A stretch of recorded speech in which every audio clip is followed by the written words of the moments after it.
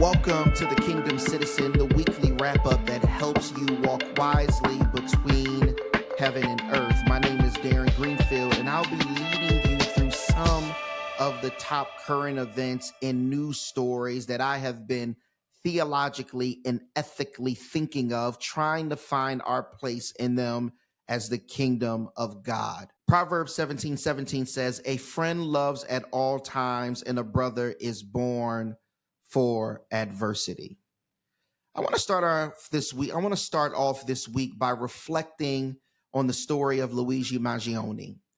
As we know, he is the person accused of killing in the act of terrorism Brian Thompson, the United Healthcare CEO. Now, there have been some interesting facts that have come out about Luigi and his path towards this crime, and I want us to reflect on this question. Was Luigi radicalized by isolation? This points out something that we need to be wide-eyed and focus on, not only within the church and the kingdom of God, but in the larger world. Statistics show that there is a deep epidemic going on right now involving the loneliness of men. And these statistics show us that this just isn't an American issue. It isn't a race issue. It's not a class issue, but instead it is a global issue for all men. There was an article that was published on January 15, 2024 by the LA Times. It was an opinion piece that was penned by Jean Guerrero titled, "Why Are Men So Lonely?" Listen to these key points and statistics from her article. Guerrero says that men are experiencing an epidemic of loneliness, that this epidemic is happening because men are generally less skilled at making friends compared to women. It also discovered that young men, despite being more progressive in their understanding of intimacy within relationships with friends, are the most isolated demographic. It tells us that social isolation is linked to increased extremism and early death. It also talks about how individualistic cultures that emphasize self-reliance correlate with higher loneliness in young men. 2/3 of men between the ages of 18 to 23 say no one really knows me. That statistic was shown in the 2023 State of American Men report. Since 1990, men without a single close friend increased. It nearly quadrupled to 15%. That was in the 2021 Survey Center on American Life. 1 in 5 unmarried men report having no close friends. 1 in 4 men under 30 report having no close friends. And there was a study that covered men ages 16 to 99 across 237 countries. And that study tells us that men everywhere are dealing with loneliness. This came up in Luigi Maggioni's story when talking with R.J. Martin, who was a friend of Maggioni's, who was an employer of Maggioni's in Hawaii with Surf Break. Now, the interesting perception about Maggioni's life is that he wasn't always lonely. He became lonely, and in that 6 months of becoming lonely, he ended up committing this horrific crime. One of the factors that we notice, not only in his case, but in cases dealing with men all over, is that when men are in a desperate place, they are prone to isolation. When they find themselves in places of desperation, they tend to build walls.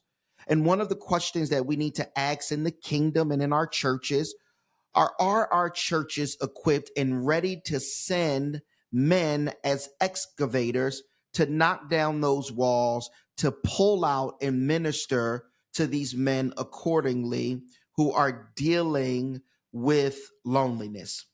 When Maggioni was at Surf Break, it was a co-living space and working space in Hawaii. It had about 20 occupants. It was about $2,000 a month for shared living quarters. R.J. Martin was the founder, and he said he was an ideal member for us. But then R.J. Martin talks about this medical condition that Maggioni had. He had a back issue, this specific condition was that his spine was kind of misaligned. His lower vertebrae was almost like a half-inch off. This injury had a severe impact on Mangioni's personal life. R.J. Martin remembers him quoting that he knew that dating and being physically intimate with his back condition wasn't something that was possible for his life. So that could have been one of the issues that led him into that despair, that led him into feeling that life was not worth it, and actually led him to this isolation. R.J. Martin tried to follow up with him a couple times. They exchanged text messages.